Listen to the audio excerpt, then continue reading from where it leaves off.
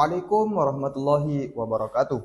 Salam Om Swastiastu, Namo Buddhaya, salam hormat dan salam sukses untuk kita semua. Kepada Bapak Ibu Dewan Juri yang kami hormati, sebelumnya kami dari tim Kontra izin memperkenalkan diri. Saya Husama sebagai pembicara pertama, rekan saya Ramanda Putra sebagai pembicara kedua, dan Ahmad Zaki Khairon sebagai pembicara ketiga. Dengan ketetapan mosi yang sudah ditetapkan, yaitu nilai budaya dan agama tidak boleh dijadikan pembenaran bagi praktik patriarki dalam kehidupan keluarga. Kami dari tim Kontra dengan tegas dan menolak mosi tersebut. Mosi ini meminta kita untuk memisahkan dua hal yang sejak lahir sudah menyatu, yaitu agama dan budaya dalam tatanan keluarga. Mosi berkata, jangan jadikan itu alasan. Namun bagi kami pertanyaannya sederhana. Jika bukan agama dan budaya, lalu apalagi yang pantas menjadi landasan hidup kita? Kami menolak mosi ini karena kami percaya bahwa agama dan budaya adalah cahaya penuntun, akar kehidupan, dan satu-satunya pembenaran dalam ketetapan suatu tatanan keluarga. Seperti yang dijelaskan oleh Samuel P. Huntington dalam buku The Clash of Civilization and the Remaking of World Order tahun 1996. Budaya bukan sekedar kebiasaan lama seperti, melainkan akar dari peradaban yang telah teruji oleh waktu. Dan adanya struktur keluarga yang menempatkan laki-laki sebagai kepala keluarga dan pemimpin yang menjadi bagian dari sistem sosial yang menjaga keteraturan dan keharmonisan selama berabad-abad. Mengubah atau menolak struktur ini sama saja dengan mencabut akar identitas masyarakat dan membiarkan keluarga hancur oleh arus modernisasi yang tidak sesuai dengan karakter lokal.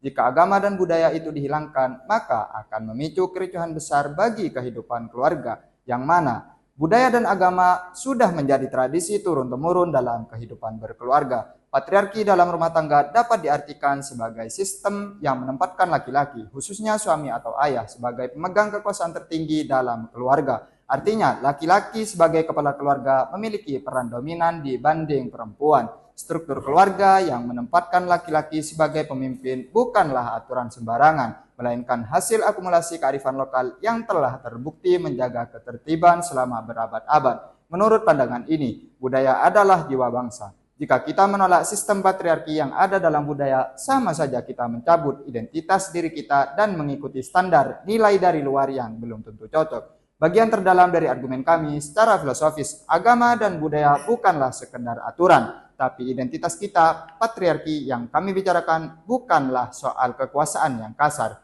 Jadi agama dan budaya itu adalah jubah kehormatan yang membalut sistem ini agar tetap indah, tetap bermoral, dan tetap bermanusiawi.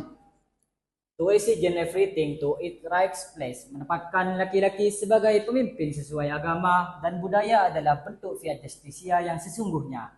Izinkan saya sebagai pembicara kedua untuk mempertegas dan memperkuat fondasi argumen yang telah disampaikan oleh rekan saya sebelumnya. Mosi hari ini berbunyi, nilai budaya dan agama tidak boleh dijadikan pembenaran bagi praktik patriarki dalam kehidupan berkeluarga. Dan kami, tim Kontra, sekali lagi menolak mosi tersebut. Dewan Juri yang kami hormati, sebelum melangkah lebih jauh, mari kita luruskan pemahaman salah tentang patriarki, seolah-olah itu adalah sesuatu yang buruk, menindas, dan zalim. Patriarki yang kami maksud dalam konteks budaya dan agama kita bukanlah tirani, bukanlah penindasan terhadap perempuan, bukan pula ajaran yang mengajarkan laki-laki boleh bertindak sewenang-wenang. Patriarki dalam pandangan kita adalah sebuah sistem tanggung jawab. Dalam bahasa yang sederhana, siapa yang memikul beban terberat, maka dialah yang diberi amanah untuk memimpin. Agama dan budaya menetapkan laki-laki sebagai pemimpin bukan karena mereka lebih baik atau lebih suci, tapi karena merekalah yang ditetapkan untuk menjadi pelindung, pemberi nafkah, dan benteng pertahanan keluarga. Dewan Juri yang kami hormati, sesuai dengan pasal 31 ayat 3 Undang-Undang Nomor 1 Tahun 1974, pasal ini secara eksplisit menyatakan bahwa suami adalah kepala keluarga dan istri adalah ibu rumah tangga. Jika kita melarang agama dan budaya menjadi pembenaran bagi hal ini, sama saja kita mengatakan bahwa Tuhan dan leluhur kita salah dalam menyusun aturan kehidupan. Padahal agama hadir untuk memberi rahmat dan budaya hadir untuk menjaga adab. Justru karena itulah upaya untuk memisahkan atau melarang peran agama dan budaya dalam kehidupan bermasyarakat adalah hal yang sangat tidak sesuai dengan jiwa dan nilai-nilai Pancasila. Pancasila dibangun di atas fondasi ketuhanan yang Maha Esa dan kearifan lokal yang menjadi identitas bangsa. Melarang agama dan budaya menjadi landasan pandangan hidup sama saja dengan meniadakan akar dari bangsa ini. Padahal sila pertama mengakui keberadaan Tuhan dan sila kedua dan ketiga menuntut kita untuk hidup beradab dan menjaga warisan leluhur. Oleh sebab itu, meminggirkan peran agama dan budaya justru bertentangan dengan cita-cita luhur bangsa ini yang ingin hidup dalam kerangka beriman, beradab, dan saling menghormati sesuai dengan ajaran tetuhan dan petuah luhur. Di zaman sekarang, banyak orang mencoba mencampuri urusan orang dengan ideologi asing yang tidak sesuai dengan tanah air kita.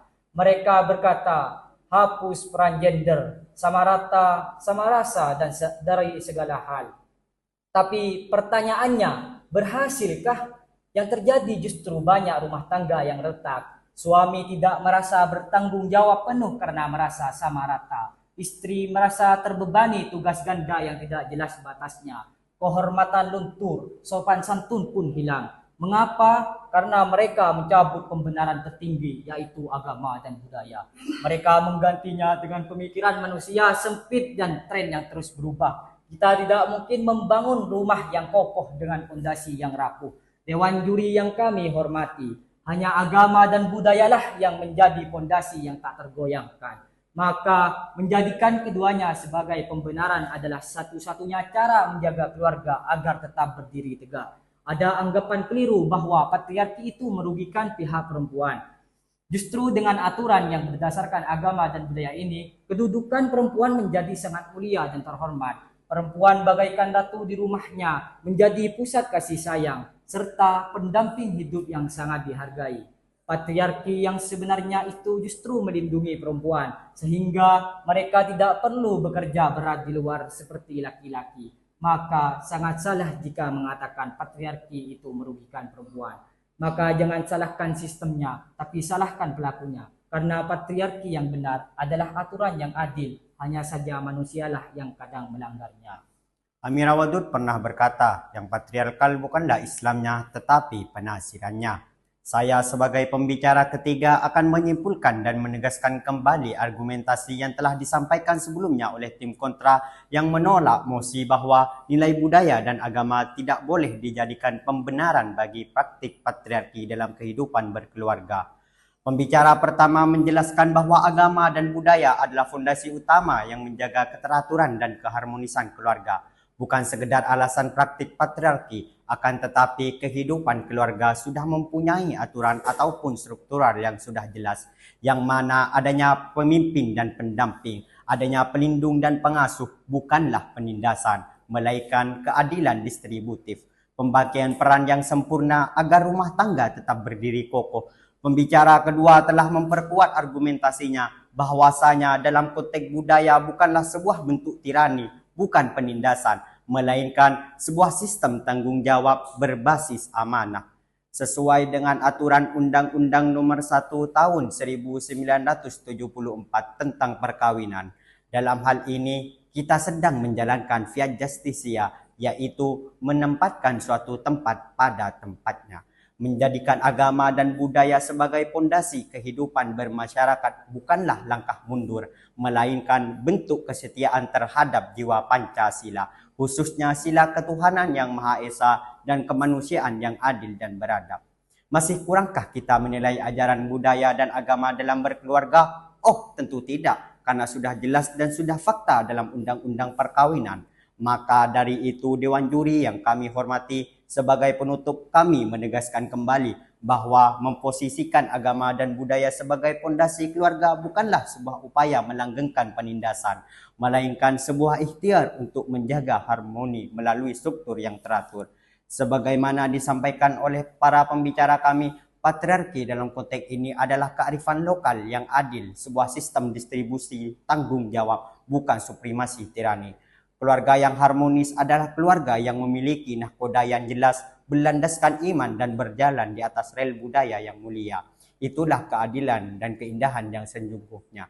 Sekian dari tim kontra, kami ucapkan terima kasih. Wassalamualaikum warahmatullahi wabarakatuh.